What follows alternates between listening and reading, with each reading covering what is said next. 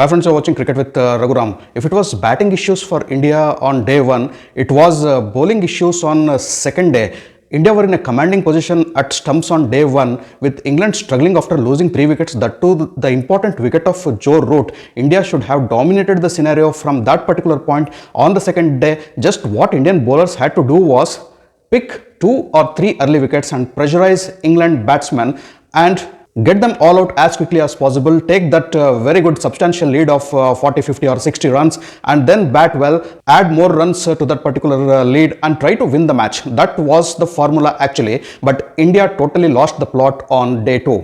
It was not that India did not try. India did really well by picking those 2 early wickets in the first session, and England was struggling at 62 for 5 and 191, which was posted by India on board, now looked like a mammoth 300. But then the struggle for India started. 62 for 5 and England finished at 290 all out. Yes, 290 all out after adding 228 runs to that 62 runs and making it 290. 228 runs England batsmen scored. The lower middle order and the tail together put 200 plus runs. That was miserable. If it was a good thing for England, if it was a scoring point for England, that was a losing point for India. That was miserable, horrible. No excuses, man. Giving 200 odd runs, 220 plus runs for the last 5 batsmen. Horrible, just horrible. And look at the tail. For example, I would give 35 runs were added for the last wicket, the 10th wicket, and Indian bowlers were struggling to finish off the tail. India has a bad reputation and history of not able to get the lower middle order and the tail out very quickly. And that saga is continuing and it is still continuing. I should really appreciate the England batsmen for giving a terrific performance,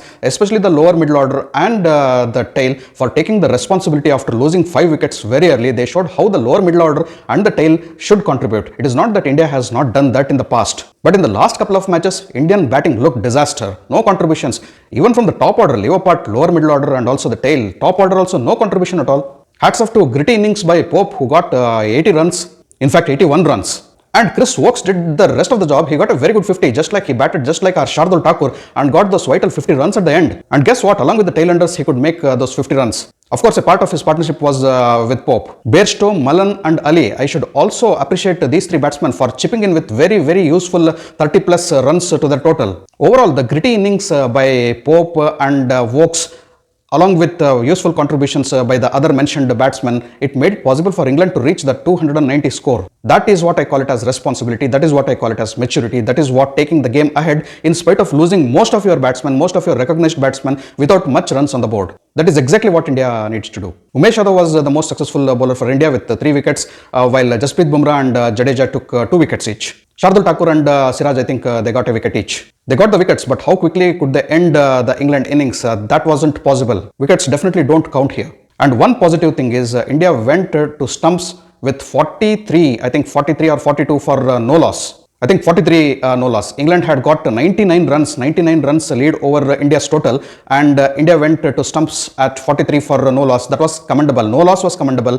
Rahul and Rohit Sharma were looking solid. How solid they would look on day 3, that is very important. How they would carry their innings ahead, that is very important. And how other batsmen would add the runs, that is equally important. How many runs India are going to take the lead? Are they going to dominate in the second innings and bat England out of the match? That is a point to be seen. And it all depends in the first session how Rohit Sharma and Rahul carry their batting. If they can play out that session, erase that 99 runs lead and then give a small lead over England's total, that is after erasing those 99 runs. And if other batsmen come and chip in, there is a lot of time, 3 days still in the match. There is no hurry at all. They can contribute a lot of runs. They can add a lot of runs. I feel 300 or 325 lead after erasing 99 runs would be really handy.